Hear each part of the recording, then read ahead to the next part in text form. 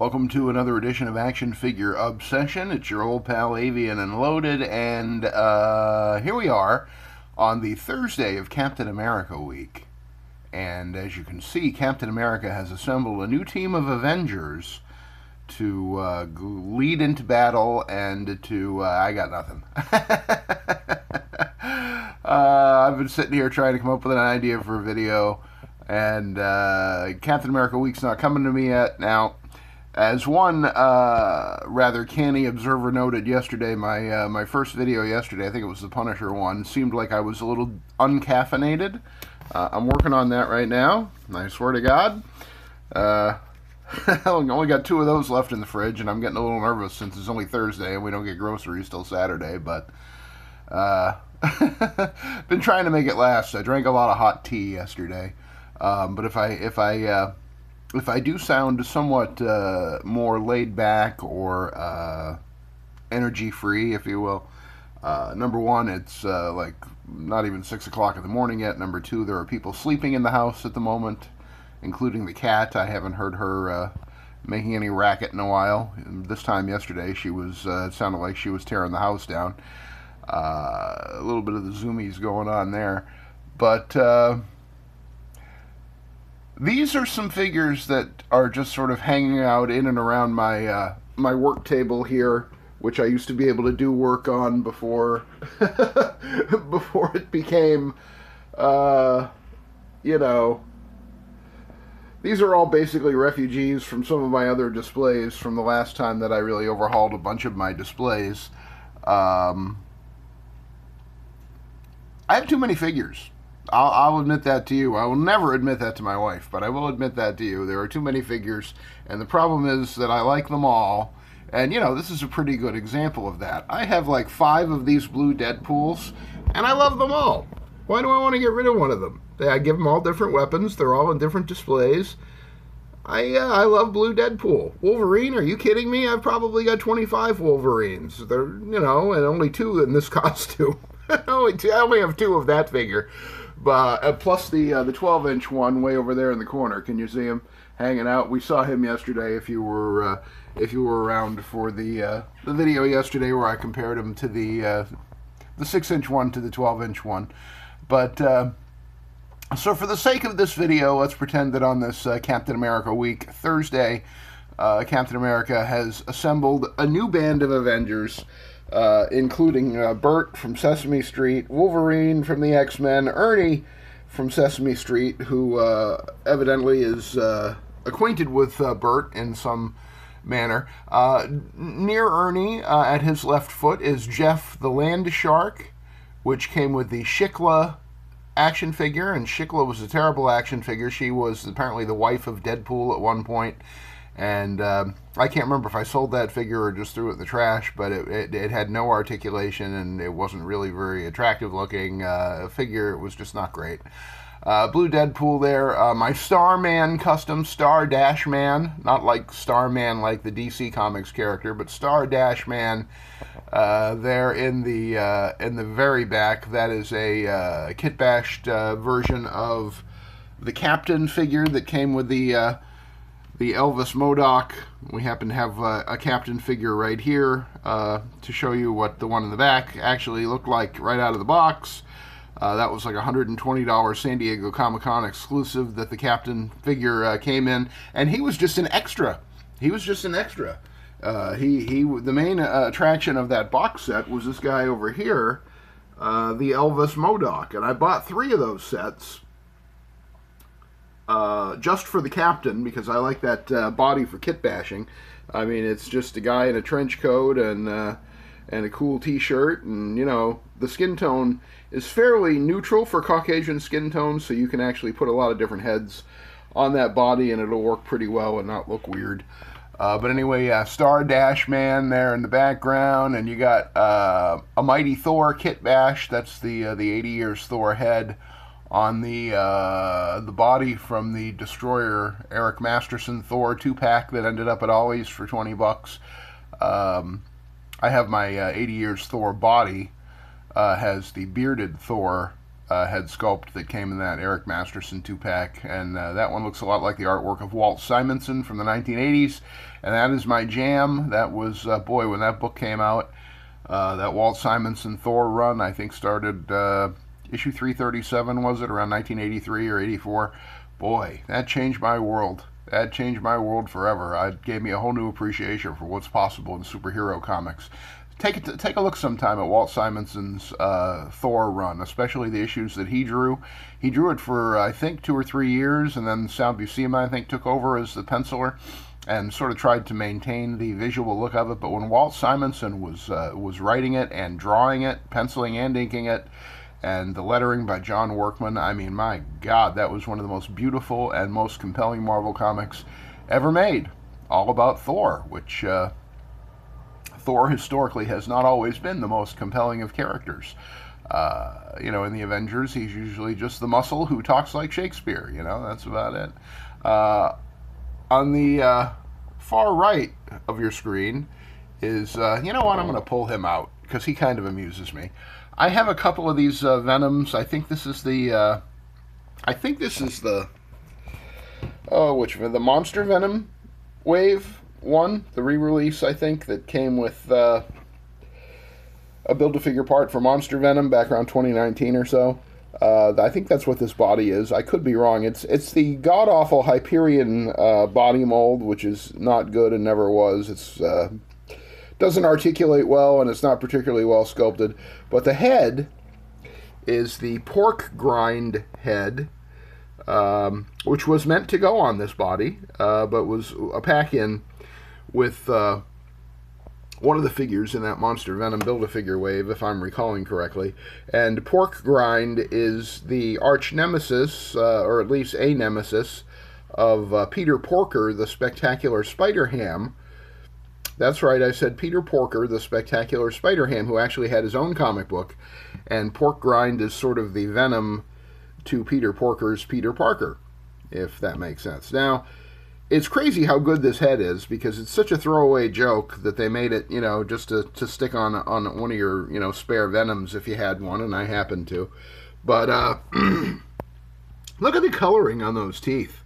I mean, I think that's paint, and it's crazy that they actually have like 2 different paint apps on this head, the white for the eyes, and then the that just glorious, he drinks too much coffee and smokes too much yellow on his teeth, and those tusks, oh my God. I mean, it's crazy how good that is for something that, and again, part of my evolution as an action figure fan and collector, when that wave first came out, I don't think I even bought this Venom. I think I got it later, at a thrift shop or vintage toy store or something, and ended up with the pork grind head, and now I have enough Venoms that I don't mind sort of throwing one away by giving him the pork grind head just to amuse me. I don't even have a Peter Porker, the Spectacular Spider-Ham. I, believe it or not, used to have a couple of them when I was hip deep in the Into the Spider-Verse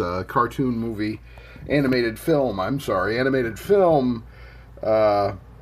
action figures, and was buying up multiples of those. I don't even think I have any of those anymore. Do I have any animated Into the Spider-Verse? I don't think I do. I used to have like 2 of each of them. But again, I go through these periods of disillusionment and jadedness, and sometimes that comes back around and I regret it. So far, I don't really regret getting rid of my Spider-Man Into the Spider-Verse action figures. I do regret getting rid of the fast food soda cup with the straw that came with the Peter B. Parker figure. I wish I had kept that. I wish I had kept that cup. But somebody bought it off me, or I traded the figure and the cup to somebody, I'm not sure. But it's just funny, the stuff that you end up with in your collection, if you do this long enough, and if you become sort of, as I have, more interested in them as art objects than as specific characters. In my experience, and especially interacting with people, fellow collectors, if you will, on the internet, a a lot of people look at collecting action figures. They're not collecting it for the action figure, they're collecting it for the character. So say somebody gets this Wolverine and it's their favorite Wolverine and they love it.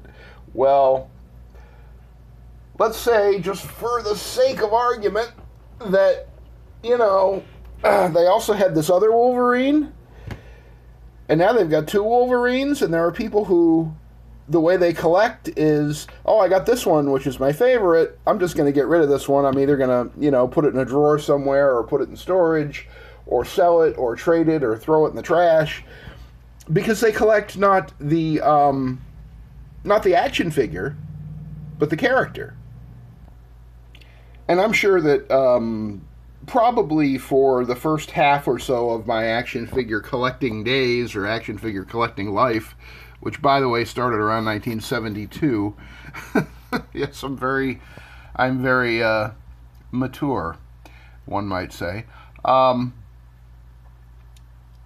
I think that I was like that. Oh, I have a Spider-Man.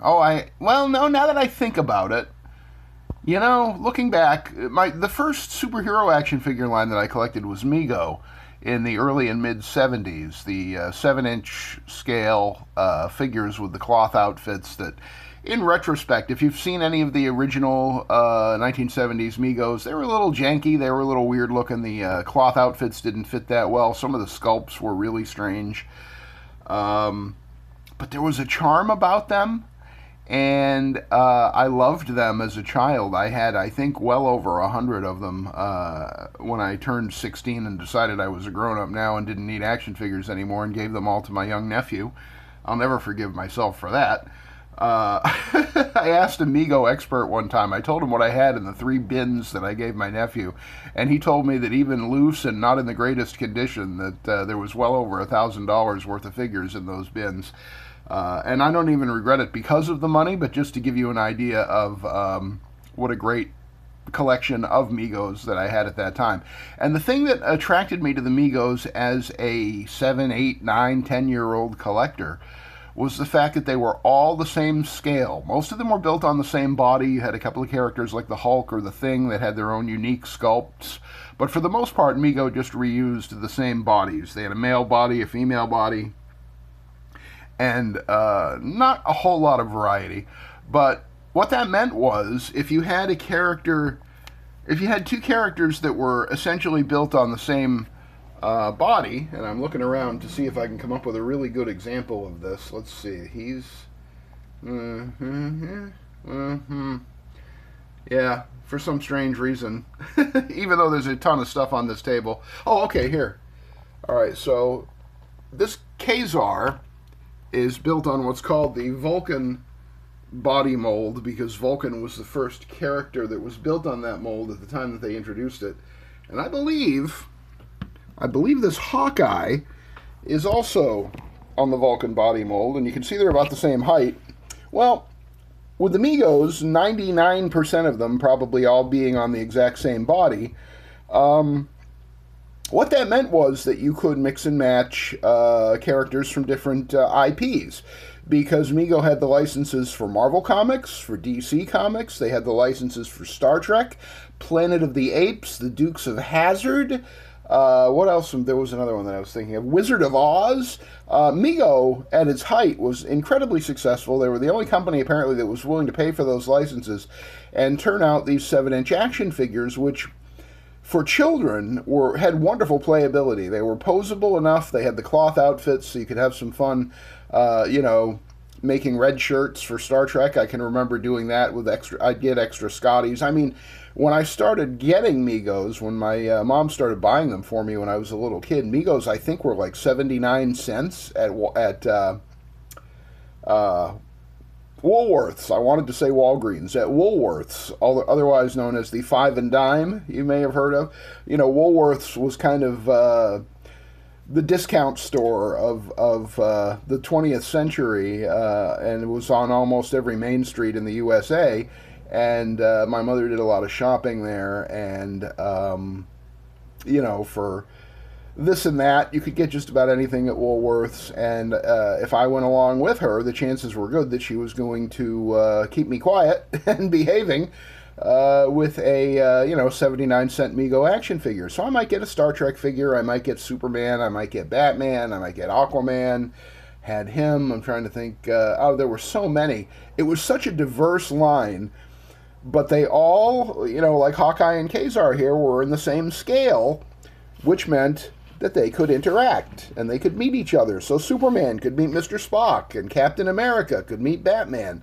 And that was a thing that I loved then, and I still to this day love. It makes me sad when I get a really great figure that I love, like this Marvel Select PS4 Spider-Man. I love the silhouette of it. This looks like a perfect Spider-Man body. He's the right shape, but he's not the right height. I can tell you that, because he's just way too tall to get to meet this particular Kazar unless he is on steroids or something. So, you got to keep them separated, as the song says.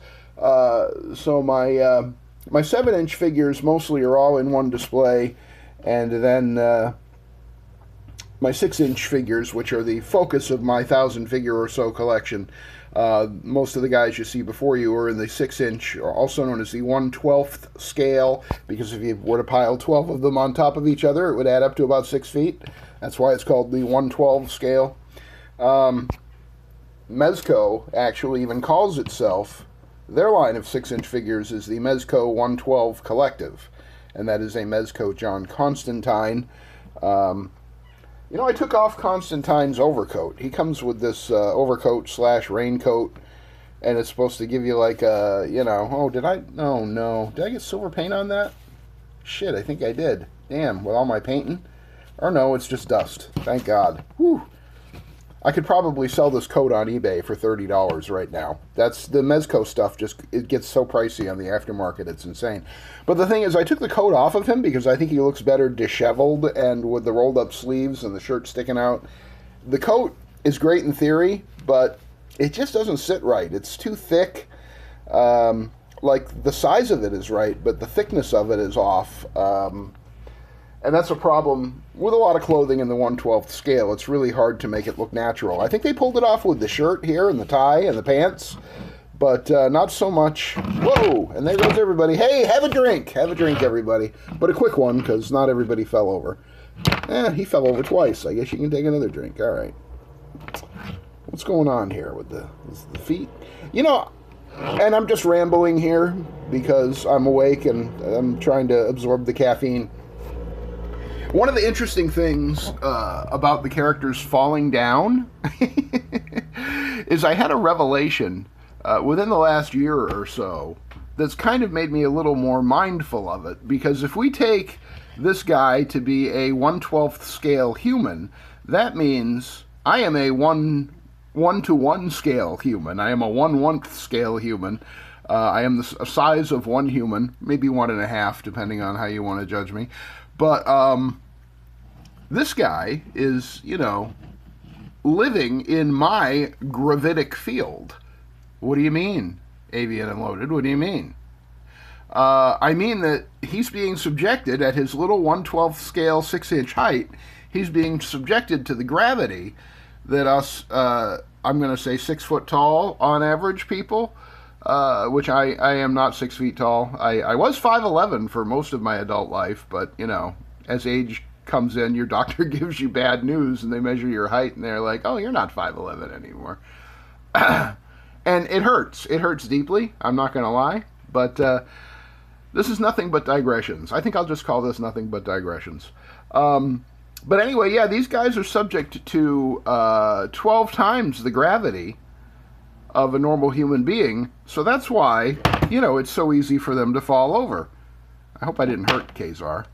His face isn't painted, so hopefully that didn't do any damage. Sometimes sometimes the figures will take a shelf dive, and if you've got one whose skin tone is painted on their face, you can knock off the tip of their nose. I have an armored Marvel Legends Daredevil that's like that. I got it used at a vintage toy store and didn't realize till I got it home that there's a tiny little black spot on the tip of his nose because the plastic of his head is actually black, but then they painted the skin color on his face, and that ruins that entire Daredevil for me, and it's unfortunate because otherwise it's a really nice figure, and one that I waited many, many years for, and stupidly traded the first one I had, which had a perfect nose. So I see we're about to get to the 20-minute mark, and I still haven't even justified this video's existence other than to say thank you for checking out my channel. Thank you for watching my Captain America Week videos. That's the guy that this whole week was about, and I probably will come up with something before the end of this week.